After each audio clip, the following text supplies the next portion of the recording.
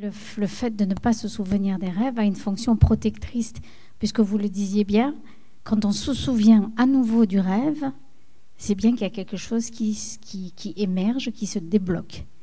Et que oublier le rêve, c'est aussi oublier le conflit qui est à l'intérieur de nous et l'impasse dans laquelle on est. Petit truc, je suis quelqu'un qui se souvient très bien de ses rêves depuis que je suis enfant. Et j'arrive à me réveiller, à être comateuse, à aller boire un verre d'eau et à me remettre dans le rêve s'il faut faire quelque chose à l'intérieur. S'il faut grimper quelque part, il y a un truc qui n'est pas fini. Et je suis arrivée plusieurs fois. Le rêve est bon, hein. Il ne faut pas qu'il y ait des monstres qui te courent après, ou des tunnels, ou des machins. Mais il faut finir quelque chose et j'arrive à le finir. Les lieux aussi ont un effet sur les rêves et produisent des rêves différents. Par exemple, à Caliste, à la cité Caliste, on a rencontré plusieurs femmes qui rêvaient en permanence des cafards, des rats, et après disaient, tu sais, ça veut dire des soucis. Donc ils incorporent aussi les situations réelles du sommeil, et après les rêves deviennent aussi un cauchemar qui est interprété donc, dans la symbolique culturelle. La discussion sur les rêves et sur le sommeil est extrêmement importante. Mais en même temps, attention de ne pas tomber dans le panneau uniquement d'analyser la fonction du rêve ou la fonction du sommeil. La question, c'est les conséquences du non-sommeil et du rêve. C'est un petit peu pour ça qu'on parle de ça pendant une semaine de la santé mentale. Parce que l'absence de rêve et l'absence de sommeil, c'est grave. Et je me rappelle d'un texte qu'on m'avait demandé de faire à l'occasion de l'année dernière qui s'appelait « Soignons le logement pour guérir les malades ».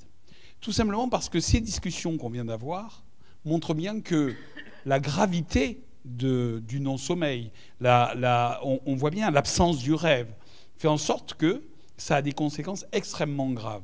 Et juste pour dire, attention, il y a derrière ça des questions à poser socialement. Par exemple, moi, pas encore pour parler du Pérou, mais par exemple, j'ai travaillé dans une région où il y a eu la guerre, et entre voisins, les gens se sont tués. Et on ne parle pas de la guerre, c'est tabou. Mais par contre, on raconte plein de rêves où les disparus apparaissent, envoient des messages. Donc là aussi, c'est la seule manière qu'ont les personnes de parler des choses qu'ils ne peuvent pas parler autrement. Et c'est parce qu'un tabou, pas qui est intime, mais un tabou social et un tabou de la communauté. Cette histoire des contes me fait penser aux contes qu'on raconte aux enfants, qui, un peu comme un vecteur de passage, permettre la transition, la transmission d'un monde à l'autre, le monde de l'éveil au monde de la nuit, au monde du sommeil. Et l'histoire, c'est la barque qui permet de passer d'une berge à l'autre. Je rebondis sur ce que vous disiez, madame, tout à l'heure, parce que vous étiez en train de parler des différents signes en disant avec le corbeau, la colombe.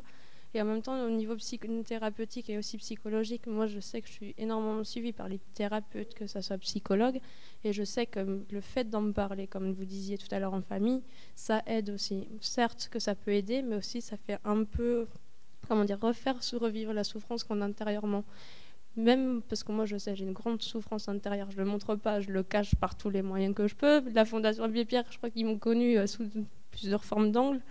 Et c'est vrai que le fait d'en parler à un thérapeute, comme vous disiez tout à l'heure, en famille, c'est aussi une manière de se guérir, d'avancer, de se dire, bon, ça s'est passé. Est-ce que demain, ça va se reproduire? Peut-être, peut-être pas. Personne n'a la réponse. J'ai eu dans ma carrière de médecin, donc pas mal de gens qui m'ont parlé, me disaient qu'avant de s'endormir, ils se racontaient une histoire. Et ils ne pouvaient pas s'endormir sans se raconter une histoire. Et ils étaient en situation, donc en situation de rêve éveillé, en fait. Parce que quand ils étaient dans cette situation-là, ils se voyaient dans un imaginaire complet. Et ils prolongeaient donc leur nuit avec cette image-là.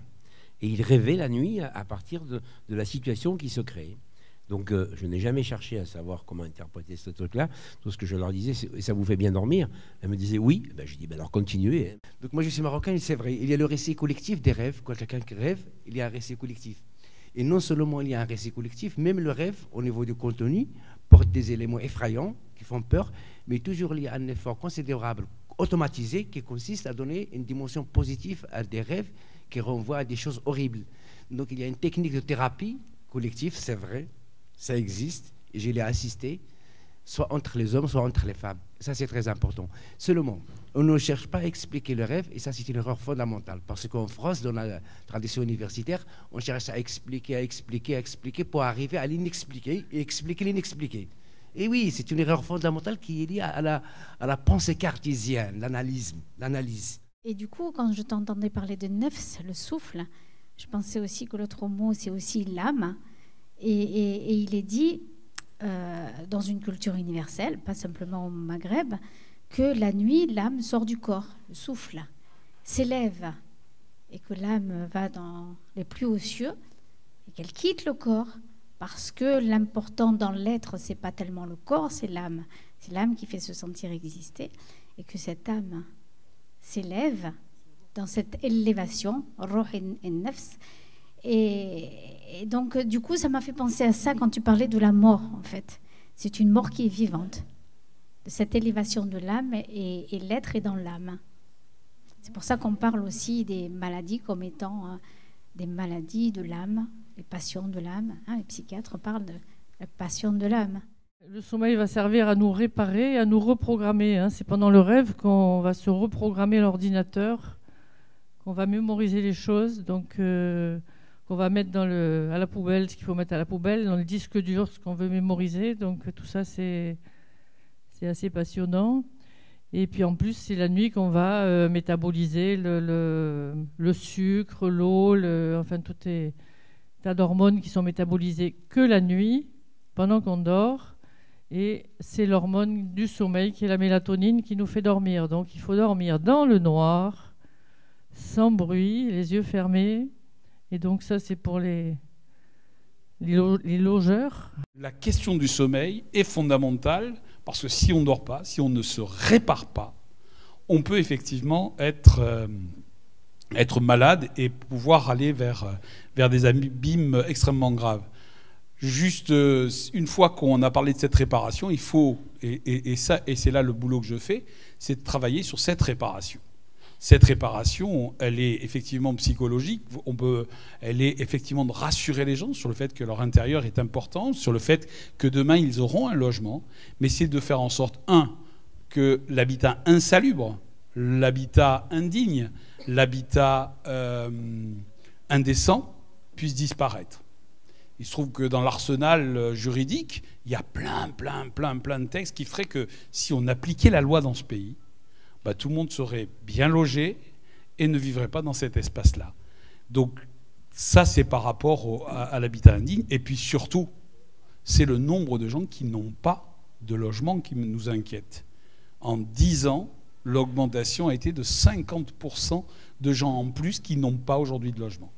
Et ne pas avoir de logement, c'est comme pour une tortue, ne pas avoir de carapace. Et je suis Fatih Bouaroua de la Fondation Abbé Pierre.